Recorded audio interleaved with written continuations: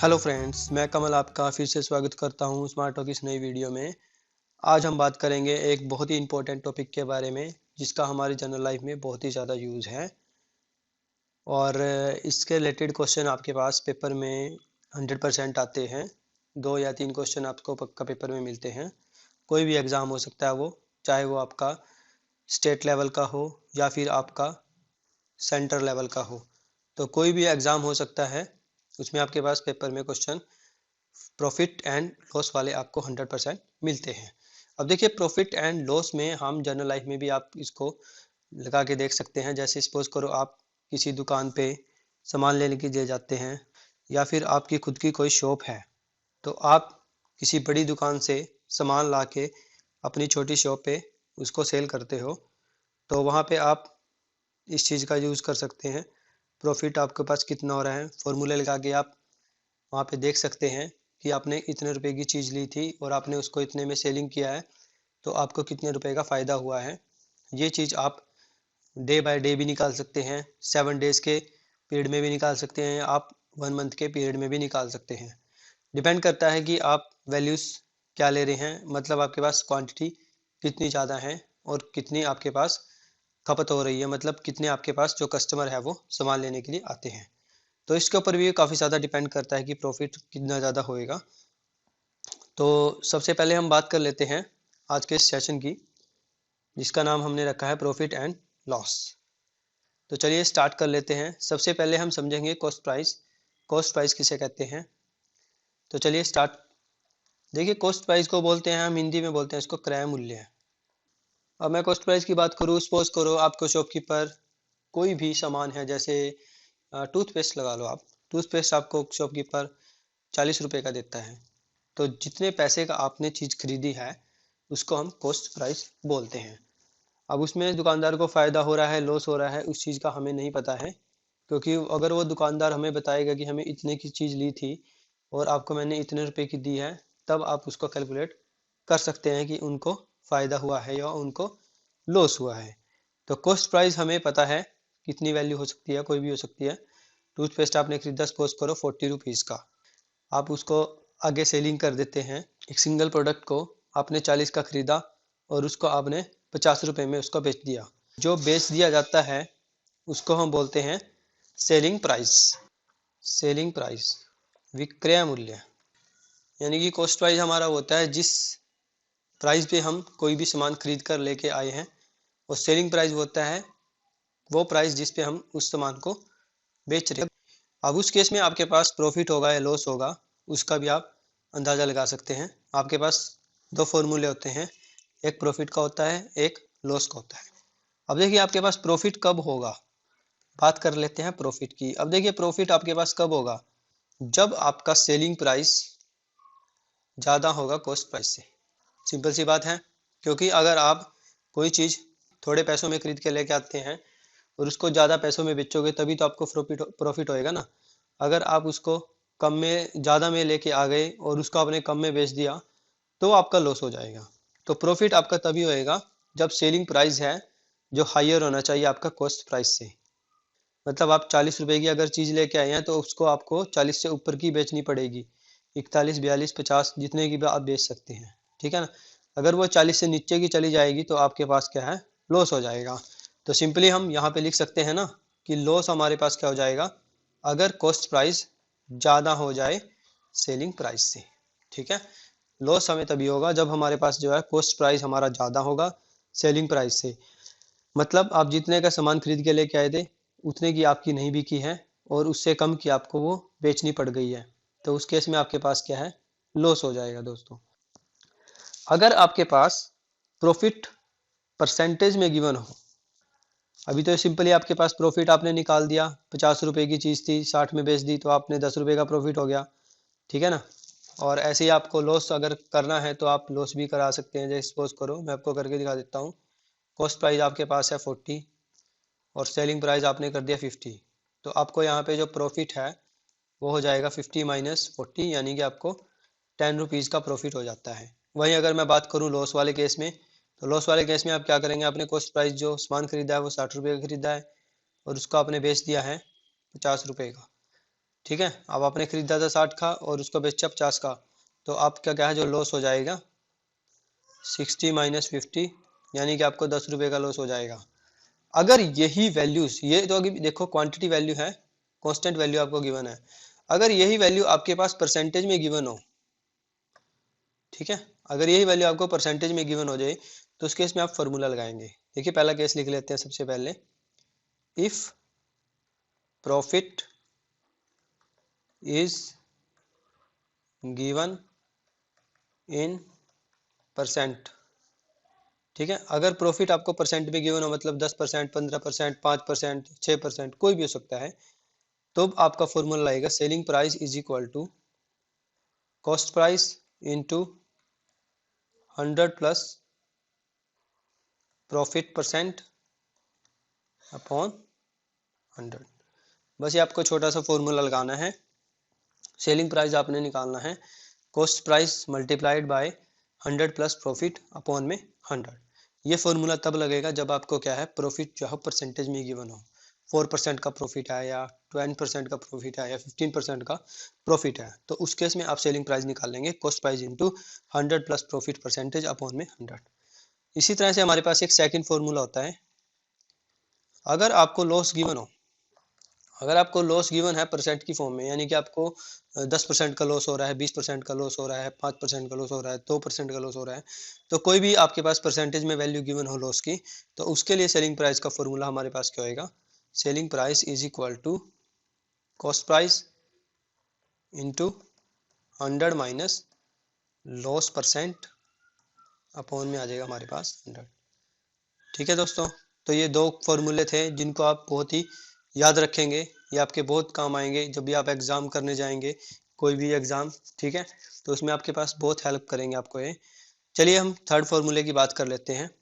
Third formula हमारे पास है, अगर आपको परसेंट प्रॉफिट निकालना हो, ठीक है ना, अगर आपको निकालना है कि कितने परसेंट प्रॉफिट हुआ है, अभी हमने बात की थी ना, देखो 50 में से 40 माइनस किए थे, तो हमें क्या है 10 रुपए का प्रॉफिट हुआ था, वो परसेंटेज में नहीं था हमारे पास, पर हमने क्या है परसेंटेज में निकालना हो अगर प्रॉफिट, तो उसके लिए हमारे पास फॉर्मूला लगता है कि उसको कैसे निकाल लेंगे।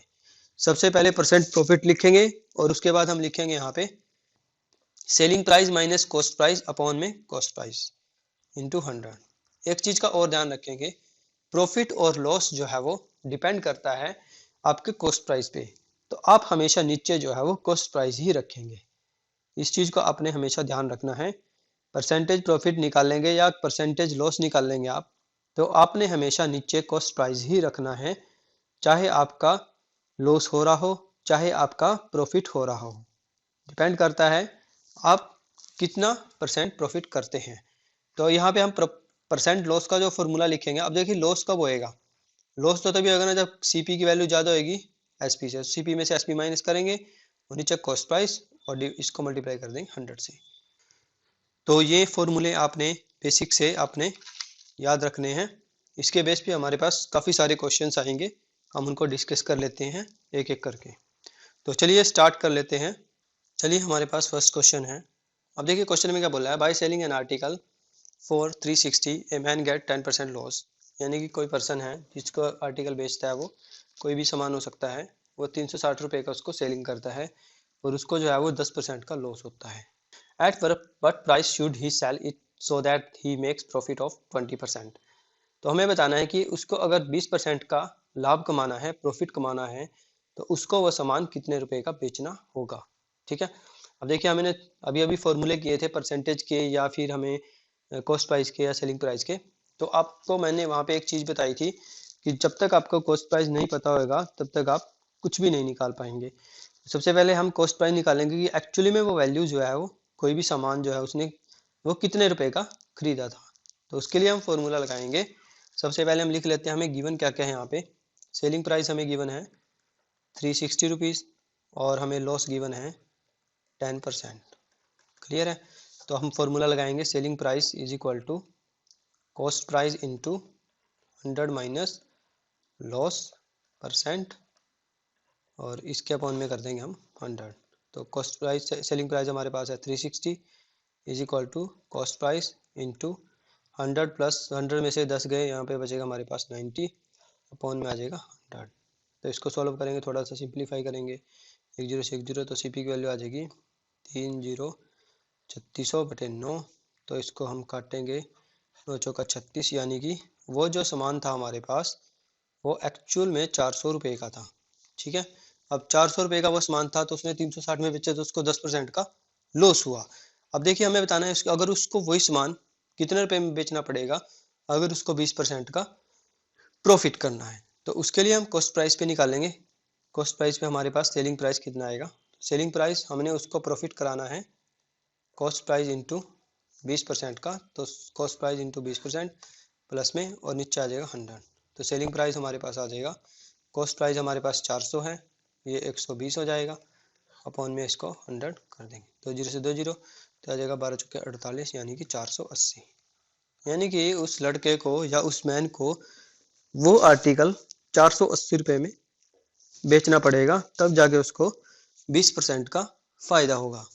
ठीक है दोस्तों, तो ये था हमारे पास बहुत ही सिंपल क्वेश्चन, इसमें कोई ज़्यादा मुश्किल भी नहीं था। हमने जस्ट सिंपली फॉर्मूले लगाए सेलिंग प्राइस का, और उसके बाद हमने दोबारा सेलिंग प्राइस का लगाया, तो हमारे पास आसानी से आंसर आ गया है। कॉस्ट, आपको सबसे पहले कॉस्ट प्राइस निकालना होता है। कॉस्ट प्राइस निकालने के बाद जैसे ही आपके पास कॉस्ट प्राइस आ जाता है कि आपके पास मेनली जो है आर्टिकल जो है वो कितने रुपए का है, तो आपके पास काफ़ी ज़्यादा इजी हो जाता है क्वेश्चन। तो इस तरह के क्वेश्चन आपके पास आ सकते हैं पेपर में। अगर आपको नेट परसेंटेज निकालना है कि कितना परसेंट इंक्रीज हुआ है, कितना परसेंट आपका डिक्रीज हुआ है, तो उसके लिए हमारे पास एक फॉर्मूला होता है नेट परसेंटेज। नेट परसेंटेज कितना हमारे पास निकल सकता है, उसके लिए हम लिखेंगे एक्स वाई अपॉन 100। बस आपने सिंपली ये फॉर्मूला लगाना है तो आपका आंसर आ जाएगा। अब देखिए इसमें आपके पास केसेस बन सकते हैं, अगर आपका परसेंटेज दोनों मतलब प्रॉफिट हो, ठीक है, एक पे 10% का प्रॉफिट है, एक पे 20% का प्रॉफिट है, तो आप दोनों पॉजिटिव लेके चलेंगे। अगर आपका लॉस हो और प्रॉफिट हो, तो जो लॉस वाली वैल्यूज़ हैं उनको आप माइनस में लेके चलेंगे, और जो प्रॉफिट वाली वैल्यू है उनको प्लस में लेके चलेंगे। तो चलिए हम बात कर लेते हैं, कोई क्वेश्चन है हमारे पास, उसमें थोड़ा सा सिंप्लीफाई करके आपको दिखा देते हैं कि ये वैल्यूज़ कैसे कैसे हमारे पास काम करती हैं। चलिए क्वेश्चन ले लेते हैं हम। जैसे कि हमारे पास है, कोई डीलर है, 2 types of goods from RS 20,000 each, यानी कि 20,000 रुपये की वो गुड्स बेचता है। On one of them he lost, यानी कि एक पे तो वो लॉस होता है उसको 20% का, ठीक है, और हैंड अगेन अनदर अगेन 20%, और दूसरे पे उसको प्रॉफिट होता है 20% का। फाइंड द नेट प्रॉफिट और लॉस, आपको निकालना है नेट परसेंटेज, यानी कि नेट कितना परसेंट उसको प्रॉफिट हुआ है और कितना परसेंट उसको लॉस हुआ है। तो मैंने अभी आपको फॉर्मूला लिखाया था, तो फॉर्मूला लिखेंगे आप। सबसे पहले सपोज करें हम इसका एक्स मान लेते हैं, इसको वाई मान लेते हैं, तो हमारे पास हो जाएगा 20 माइनस 20 प्लस एक्स वाई, यानी कि 20 प्रॉफिट और ये माइनस में हमारा लॉस, अपॉन में आ जाएगा हमारे पास 100। तो ये 20 से 20 कैंसल, तो इधर आ जाएगा हमारे पास 20 के 400 माइनस के 400 अपॉन 100, तो आ जाएगा माइनस के 4। अगर ये वैल्यू माइनस में आती है, इसका मतलब है कि आपको लॉस हुआ है। मतलब जो ओवरऑल आप देखेंगे कि प्रॉफिट हुआ है लॉस हुआ है, तो आपका लॉस हुआ है, और कितने परसेंट आपका लॉस हुआ है ये वैल्यू आपकी डिपेंड करती है कि आप कितने परसेंटेज प्रॉफिट ले रहे हैं और कितने परसेंटेज आप लॉस ले रहे हैं। तो यहाँ पे हमारे पास माइनस में वैल्यू आई है, तो इसका मतलब क्या है कि उस मैन को, जो भी डीलर था, उसको 4% का लॉस हुआ है। अगर ये वैल्यू पॉजिटिव आती है यहाँ पे, ठीक है, तो हमारे पास क्या होता, 4% का प्रॉफिट होता है। पर यहाँ पे जो है वैल्यू नेगेटिव में है, तो हम यहाँ पे डायरेक्ट लिख सकते हैं उसको जो है वो लॉस हुआ है, लॉस उसको हुआ है 4% का। तो ये हमारे पास क्वेश्चन है, इस टाइप से भी आपके पास क्वेश्चन आ सकते हैं। तो चलिए हम नेक्स्ट स्टेप की बात कर लेते हैं। अगर आपके पास क्वेश्चन में इस टाइप से आए, if profit earn after selling on article for RS X, यानी कि एक आर्टिकल है उसको हमने X रुपीज़ में सेलिंग किया, और उसका जो सेलिंग प्राइस है, उसका जो प्रॉफिट हुआ है बेचने के बाद जो प्रॉफिट आया है वो इक्वल है लॉस होने के बाद जितने रुपए में हमने उसको लॉस पे बेचा है। यहाँ पे वाई लिख लेते हैं हम, अलग अलग हो जाएंगे हमारे पे नंबर। ठीक है। यानी कि हमारे पास दो फंक्शन अगर गिवन हो कि कोई भी वैल्यू हमने कोई भी आर्टिकल जाओ कितने रुपए में बेचा उस पे हमें प्रॉफिट हुआ, दूसरे आर्टिकल पे हमने क्या है कुछ पैसों में बेचा उस पे हमें लॉस हुआ, उन दोनों का कॉस्ट प्राइस बताना है हमने कितना है। दोनों का इक्वल है हमारे पास, एक आर्टिकल हमने एक्स रुपये में बेचा उस पर प्रॉफिट हुआ और दूसरे आर्टिकल हमने बेचा है लॉस पे, उस पर हमें लॉस हुआ है। ठीक है, कितने रुपए का लॉस हुआ ये हमें नहीं बता रखा है। तो अगर आपके पास इस टाइप से आ जाए प्रॉफिट और लॉस आपके पास इक्वल आ जाए दो आर्टिकल के, तो वहाँ पे आप कॉस्ट प्राइस कैसे निकाल लेंगे। तो कॉस्ट प्राइस का हमारे पास सिंपली फॉर्मूला होता है x प्लस वाई अपॉन 2। बस आपने कुछ नहीं करना, जितने का आर्टिकल वो प्रॉफिट पे गया था और जितने का उसको लॉस पे गया था उन दोनों को प्लस करेंगे और नीचे डिवाइड कर देंगे बाय 2 से। ठीक है, चलिए इसके बेस पे हम एक क्वेश्चन ले लेते हैं ताकि आपको थोड़ा ज़्यादा क्लियर हो जाए।